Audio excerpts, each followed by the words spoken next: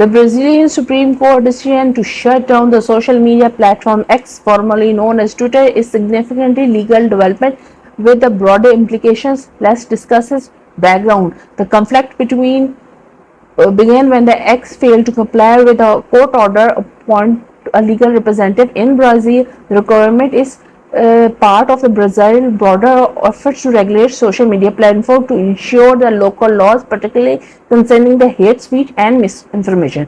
Key legal points. Legal representative requires the court mandated that X must have a legal representative in Brazil to ensure accountability and compliance with the local regulations. The representation would be responsible for addressing legal issues and ensuring the platform adheres to Brazilian law. Non-compliance and penalties. X failure to appoint legal representative led to penalties including fines and shutdown order. The court decision underscores the importance of compliance with the national regulation for global companies operating in Brazil. Freedom of expression versus regulation.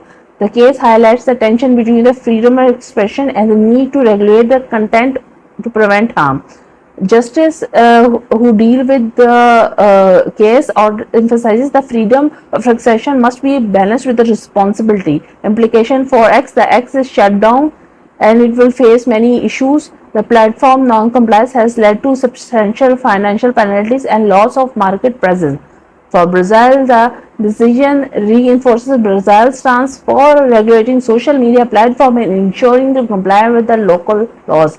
It also sets a precedent for how other countries may approach to similar issues. For global tech companies, this case serves as a warning that companies should be very much careful and should address the local regulatories, and non-compliance can cause financial losses. The Brazilian court decision to shut down X underscores the importance of the legal compliance for the global companies operating in different jurisdictions. It also highlighted the ongoing debate between the regulatory harmful content and protecting freedom of expression. This case would likely to influence how the other countries will approach the regulation of social media platforms in future.